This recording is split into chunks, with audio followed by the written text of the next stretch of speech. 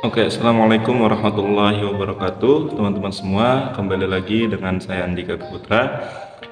Kemarin kita telah membahas terkait kartu kredit syariah. Nah, pada hari ini kita akan membahas terkait pay later gitu ya, bayar nanti.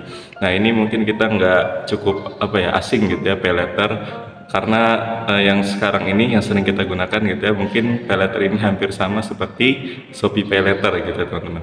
Nah, ini menarik teman-teman semua, bagaimana Shopee Pay Later ini mungkin di zaman sekarang itu sering kali digunakan karena transaksi dengan Shopee Pay Later ini terbilang cukup mudah gitu ya, dan sangat membantu teman-teman. Nah, tapi di balik itu semua, apakah sistem dari Shopee Pay Later ini, cara kerja dari Shopee Pay Later ini mengandung riba atau tidak, dan apakah seluruh sistemnya dan praktiknya itu diperbolehkan oleh Islam atau tidak. Nah, ini menarik kita bahas, dan pada hari ini kita akan bahas terkait Shopee Pay Later tersebut.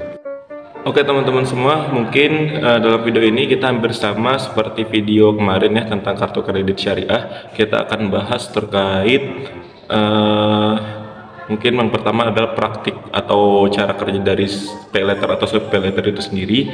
Lalu mungkin nanti ada tentang akad-akad dari pay later ataupun usul fikih, kaidah fikih, dan maqasid syariah dari pay later atau Shopee Pay Later tersebut. Nah, di sini dalam video ini kita coba buat analisis ya teman-teman. Kita bahas seluruhnya dan kita analisis apakah pay later atau Shopee Pay Later itu haram atau tidak dan diperbolehkan oleh Islam atau tidak. Nah, itu kita akan bahas satu persatu teman-teman semua. Oke, baik teman-teman, untuk yang pertama kita akan bahas terkait cara kerja ataupun praktik dari pay later itu sendiri. Kita ambil contoh yaitu Shopee ya teman-teman. Nah, pertama, Shopee ini merupakan salah satu marketplace yang menyediakan layanan kegiatan jual beli, dan di dalamnya itu terdapat beberapa metode pembayaran. Nah, tapi yang paling menarik adalah salah satunya yaitu pembayaran Shopee Pay Later ini teman-teman. Ya, ia dapat dikatakan sebagai pembayaran dengan metode cicilan atau kredit yang dilakukan oleh pengguna akun Shopee dan marketplace yang bersangkutan. Nah, jadi cara kerja dari Shopee Pay Later ini dia itu hampir sama seperti kredit teman-teman, cicilan ya, dimana seseorang dapat berbelanja terlebih dahulu dan bayarnya itu nanti teman-teman dicicil ya. Oke, baik teman-teman semua, selanjutnya kita akan membahas terkait parameter kesesuaian syariah dari Shopee Pay Later itu sendiri teman-teman. Nah, kira-kira apakah Shopee Pay Later ini sudah sesuai dengan syariah atau belum? Nah, ini kita bisa lihat parameter keberhasilan itu apa gitu ya, parameter kesesuaian syariahnya. Nah, adapun parameter kesesuaian Shopee Pay Later ini adalah dengan tidak adanya tambahan biaya dalam mengembalikan pinjamannya teman-teman. Nah, jadi kalau misalnya dalam kita penggunaan transaksi menggunakan Shopee Pay Later, kalau misalnya masih ada pengembalian dana yang lebih, nah itu belum sesuai dengan syariah teman-teman. Karena dengan pengembalian yang lebih itu akan menimbulkan yang namanya riba qard teman-teman, atau riba pinjaman. Nah, lalu yang kedua yang ketiga kita akan membahas terkait etika dan adab syariah. Kira-kira dalam transaksi Shopee Pay Later ini sudah sesuai dengan etika dan adabnya atau belum nih? Nah, etika dalam Pay Later ini ya, yaitu ketika membelanjakan barang yang tidak bertentangan dengan syariah, itu yang pertama. Jadi nggak boleh tuh kita membelanjakan dengan menggunakan Shopee Pay Later itu barang-barang yang haram gitu ya. Misalnya minuman keras, terus mohon maaf, kita membelanjakan babi gitu ya, itu nggak boleh teman-teman semua. Dan melakukan pembayarannya itu harus tepat waktu, itu adab dan etikanya. Dan juga dalam etika bisnisnya itu terdapat 5 poin teman-teman semua, yaitu yang pertama ada tauhid, adil, amanah, jujur, dan yang pasti suka sama suka. Nah, jadi kalau misalnya nggak ada kelima poin itu, nah itu belum masih kurang etika bisnisnya. Dan Shopee Pay Later itu tidak memenuhi 2 kriteria, yakni adil dan tauhid ya, karena dalam pengembaliannya itu masih menyulitkan si peminjam gitu ya teman-teman, karena akad pinjaman itu sebuah akad baru, akad kebaikan, jadi nggak boleh itu dipersulit dengan adanya penambahan pengembalian. Nah, lalu yang selanjutnya kita akan bahas terkait usul fikihnya. Nah, jadi dasar dari Shopee Pay Later itu dilarang adalah Al-Quran surat Al-Baqarah ayat 275. Artinya Allah menghalalkan jual beli dan mengharamkan riba. Jadi kalau misal di Shopee Pay Later itu masih ada tambahan pengembaliannya, itu masih hukumnya riba teman-teman semua.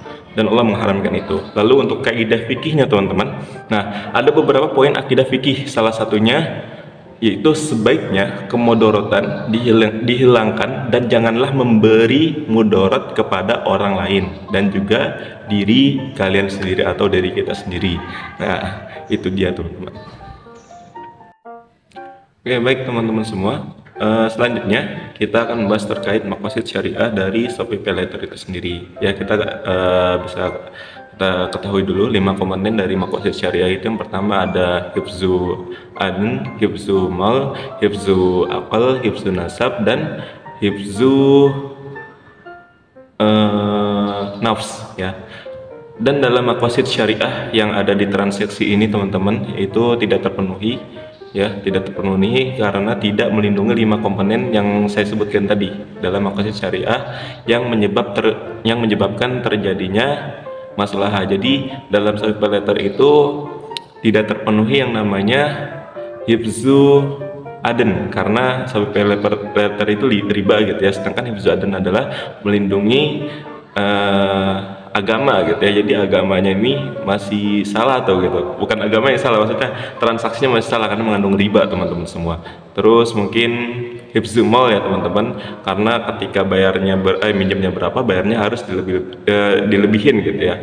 Lalu selanjutnya kita akan bahas terkait akad-akad fikih teman-teman. Nah akad-akad fikihnya itu yaitu pemberian pinjaman pada Shopee PayLater ini termasuk ke dalam akad qard ya dalam hukum Islam. Nah, sedangkan qard dalam Islam adalah pinjaman tanpa dikenakan biaya atau hanya wajib membayar sebesar pokok hutang, atau dengan kata lain yakni meminjamkan tanpa mengharapkan imbalan. Nah, jadi kalau misal dalam Islam akad qard atau akad pinjaman itu adalah akad tabaru teman-teman, akad kebaikan. Jadi ketika akad itu sudah berbentuk akad kebaikan, itu nggak boleh dijadikan akad yang namanya muawadah ataupun akad bisnis ya. Jadi harus pure cuma pengembalian pokok aja teman-teman, nggak boleh ada lebih sama sekali. Dan kalau misal ada lebihnya itu adalah riba. Lalu selanjutnya ada akad ijarah atau jasa. Nah menurut pendapat syara ya teman-teman, ijarah ini mempunyai arti aktivitas akad untuk mengambil manfaat ya, mengambil manfaat sesuatu yang diterima dari orang lain dengan jalan membayar sesuai dengan perjanjian yang telah ditentukan dengan syarat-syarat tertentu teman-teman semua ya. Itu adalah terkait akad-akad dari Shopee PayLater itu sendiri. Yang pertama tadi ada akad qard ya, lalu ada akad ijarah.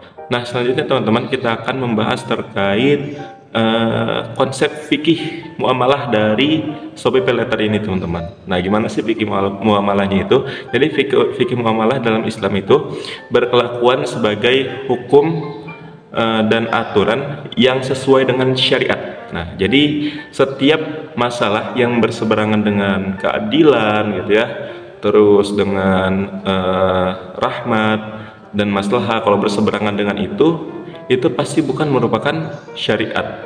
Nah, pada kredit atau Shopee PayLater ini ya terdapat yang namanya itu keterlambatan pembayaran teman-teman, dan ini berseberangan dengan syariat Islam gitu teman-teman, karena ketika ada keterlambatan pembayaran dan dalam pengembaliannya pun dalam Shopee PayLater itu ada namanya kelebihan gitu ya, kelebihan pengembalian pinjaman, dan itu yang disebut riba. Jadi untuk fikih muamalahnya pun belum tercapai belum terpenuhi teman-teman semua. Oke, itu dia teman-teman semua pembahasan kita pada hari ini. Mohon maaf teman-teman semua apabila banyak kesalahan atau banyak kekurangan dari apa yang Anda sampaikan ya, karena di sini Anda juga masih belajar ya, ingin berbagi ilmu atau sharing aja ke teman-teman semua yang insya Allah dengan sedikitnya ilmu yang Anda sampaikan dapat memberikan manfaat untuk teman-teman semua. Tapi jika teman-teman ada masukan dan saran, boleh teman-teman berkomentar di bawah sini ya, itu Anda terbuka open-minded untuk komentarnya teman-teman, dan insya Allah akan Anda terima masukannya jika memang teman-teman itu memberikan masukan didasarkan oleh dalil serta penjelasannya. Barakallahu fiik.